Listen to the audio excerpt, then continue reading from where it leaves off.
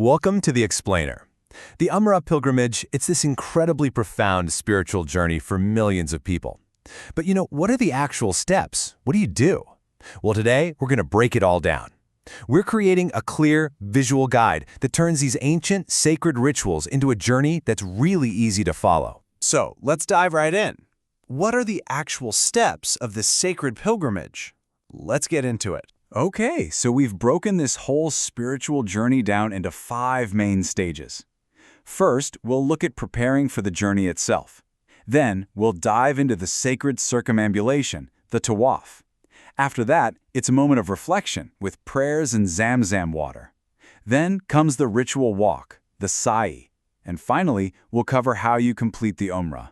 Let's get started. All right, Section 1. So the first step, it actually begins way before you even set foot in Mecca. It's all about preparing your mind and your body, entering this really special, consecrated state. And this sacred state has a name. It's called Ihram. Now, don't just think of it as, putting on special clothes. It's so much more. It's a state of mind, a deep intention that officially kicks off your pilgrimage. Once you're in Ihram, certain everyday things, they're put on hold. You're in a different space, mentally and spiritually, until the Umrah has finished. Okay, here's something really interesting from a practical standpoint. Where you actually enter Ihram, well, it depends on your travel plans. If you're going to Medina first, you'll enter Ihram there. Simple enough.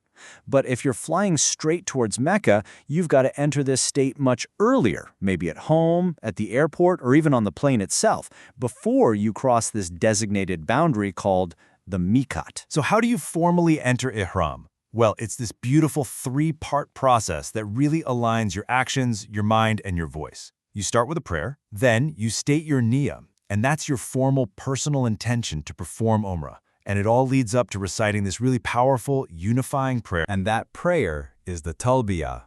The words, "Here I am, O Allah, here I am," they become like your soundtrack, a constant companion on the journey. Pilgrims recite this over and over as they travel to Mecca, and it continues right up until that breathtaking moment, the very first time they see the Kaaba. Okay, so you've arrived.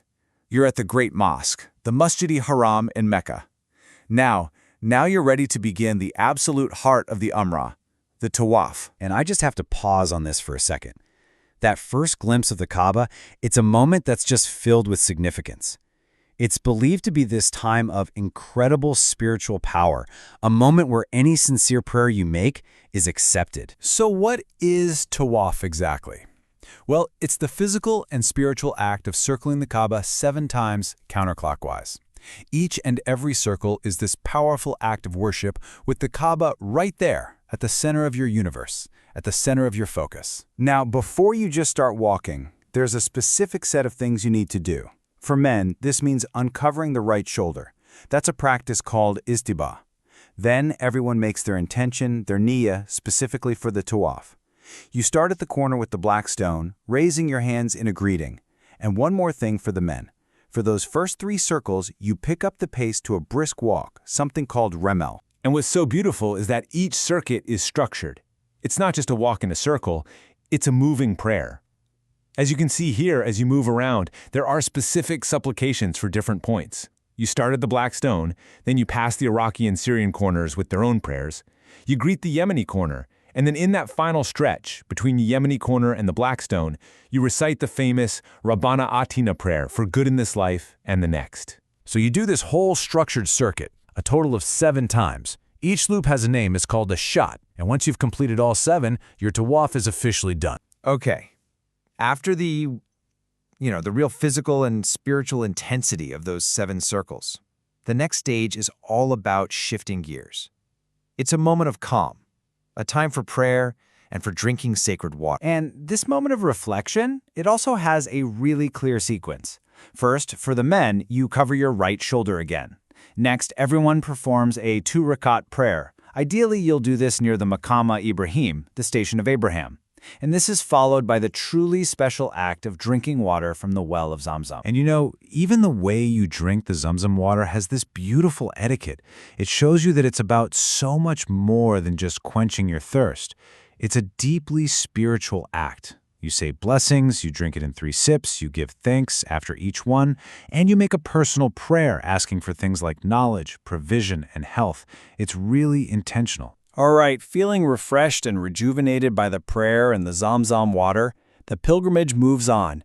The next physical ritual is the Sa'i, a special walk between 2 historic hills. So, the Sa'i, it's actually a reenactment. It commemorates the story of Hagar, Abraham's wife, and her desperate search for water for her son. And what you do is you walk back and forth 7 times between these 2 small hills, Safa and Marwa. They're actually enclosed inside the mosque complex now. The direction you walk is really important here. You always start at the hill of Safa. So walking from Safa to Marwa, that's your first lap. Then coming back from Marwa to Safa, that's your second.